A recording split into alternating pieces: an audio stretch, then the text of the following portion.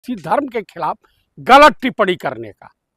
आप बताइए मोहम्मद साहब ने कौन सा गुनाह किया था? उन्होंने भी सच्चाई के रास्ते पे चला। अभी कल हुसैन साहब की शहादत दिवस थी, उन्होंने बलिदान दिया था। आप बताइए स्वतंत्रता आंदोलन में इस देश के मुसलमानों ने तमाम तरह की कुर्बानियां दी हैं। आप मुझे बताइए तो ये मुस्लिम है या नहीं है, ये गंदे नाली की पैदाइश है, क्या है, कुछ समझ में नहीं आता है। अरे नाजिया इलाही मुस्लिम है, महिला है, बीजेपी की नेत्री है। बीजेपी की नेत्री मतलब चंद रुपयों की खनक के, चांदी के सिक्के पे खनक के लिए अपने धर्म से बगावत कर दिया। मुझे तो कोई खरब कोई दैत प्रभुराम के खिलाफ कोई बयानबाजी करने के लिए, या वाहे गुरु के खिलाफ, या ईसा मसीह के खिलाफ, या मोहम्मद साहब के खिलाफ, या परवरदिगार आलम के खिलाफ, या किशन कन्हैया के खिलाफ, बाबा भोलेनाथ के खिलाफ, तो मैं उन धन दौलत पर थूक दूंगा। सर राजनीति अलग है, धर्म अलग है, उसको इससे जोड़ क्यों रहे हैं आप? भाई आप बताइए कि आप मोहम्मद साहब के खिलाफ इस तरह से टिप्पणी करने का अधिकार किसने दिया? तो माफी करोड़ों मुस्लिम समाज आहत हैं। मेरे जैसा व्यक्ति जो इस्लाम धर्म से ताल्लुक नहीं रखता है लेकिन मोहब्बत भी उतने करता है। भाई हमें सभी जितने भी महापुरुष हैं, इन्होंने हमको सच्चाई के रास्ते पे चलना सिखाया है। तो हमें सोच समझ के कोई भी बयानबाजी करे, किसी की आत्मा आहत नहीं होनी। एफआईआर दर्ज तो हुआ, लाखों एफआईआर दर्ज हुआ है। लाखों हुआ तो पुलिस अभी हाथ पे धरे धरे क्यों बैठी है? तो गिरफ्तारियां कहाँ हो रही है? गिरफ्तारी इनको गिरफ्तार करके आज जूते से मारते हुए और मुंह काला करके पूरे समाज के सामने से निकाले। तो आप इस्लाम की तारीफ कर रहे थे, फिर जूता मारने की बात शुरू कर दिया। भाई जो भी इस तरह का घिनौना कुकृत करेगा उसी तरीके से होगा।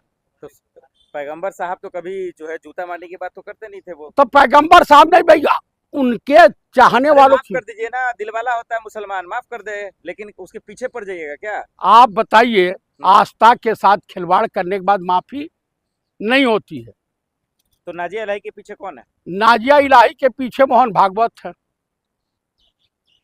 हाँ सबके पीछे मोहन भागवत। बस आरएसएस है पड़ी हुई, एकदम बदनाम कर रही नेता है वो। नफरत फैलाना इनका दीन ईमान हो गया है। वो बीजेपी के जो है मुस्लिम मोर्चा की वो महिला नेता है वो। अच्छा मुस्लिम। हाँ। तो इसका मतलब जो किसी को गाली या नाप शनाप कहती रहेंगी? किसको वो गाली देती? अगर कह दीजिए उनके में दम है तो प्रभु राम के खिलाफ कुछ बोलना, तो क्या कीजिएगा? मैं भाजपा कार्यालय में पहुंच करके वो करूंगा जो कभी नहीं हुआ होगा। आपका चटनी न बन जाए। हमारी चटनी बनेगी तो बनेगी, लेकिन ये जान लीजिएगा कि महाभारत जिसके लिए हुआ था वही होगा।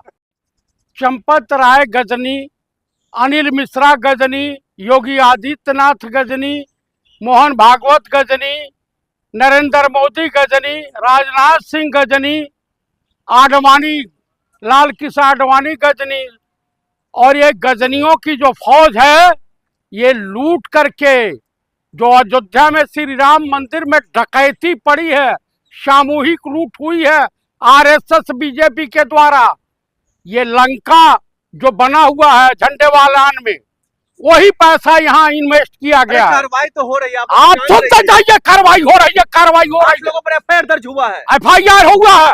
अरे इनको तो फांसी पर लटका, इनको बोटी बोटी काट देना चाहिए। चोरी हुआ है। मैं हिंदुस्तान की जनता से अनुरोध करूंगा और समस्त हिंदुओं से कि ये भाजपाई कुकुर जहां जहां मिलते हैं इनको लठ उठाओ और गांव में मोहल्ले में घुसने मत दो। ये चट्टे जो है धर्म के नाम पर जो हमारे देश के युवाओं का भविष्य खराब कर रहे हैं, देश को लूट रहे हैं। राम भक्त है, अनिल विश्राम मिल जाएंगे ना तो जूते निकाल के मारूंगा मैं। आप बताइए, ये इन अंध भक्तों ने गोबर और मूत पी करके, रामदेवुआ कहाँ है? रामदेवुआ को बुलाइए। आप मुझे बताइए, इस तरह से आस्था के साथ, सनातनियों के आस्था के साथ खिलवाड़ किया जाता है? तो आप बताइए, प्रभु राम के नाम पर इन्होंने जो घिनौना कुकृत किया है। आप जैसे फर्जी हिंदू जो है नाम बदनाम करे योगी आदित्यनाथ जी का और चंपत राय और राम चंपत राय, तो उसके लिए तो नरसिंहानंद सरस्वती ने जो कहा है, यति नरसिंहानंद कहा ये बिना पुरुष के रात में सोता ही नहीं है, इसको तो लाइफ पार्टनर चाहिए। क्या आप मतलब जो है बिना अरे चल रहा सोशल मीडिया क्या पर चल रहा है सोशल मीडिया? आप नाम बदनाम करना बंद कीजिए राम भक्तों का। राम भक्त, ये राम भक्त है, ये अंध भक्त हैं। अंध भक्त और भक्त में कोई अंतर, विशेष अंतर नहीं होता है, पागल होते हैं। यति नरसिंहानंद के बयान पर आप भरोसा कर रहे हैं? अरे उस सुअर की औलाद जो है वो मंदिर में बैठ कर करके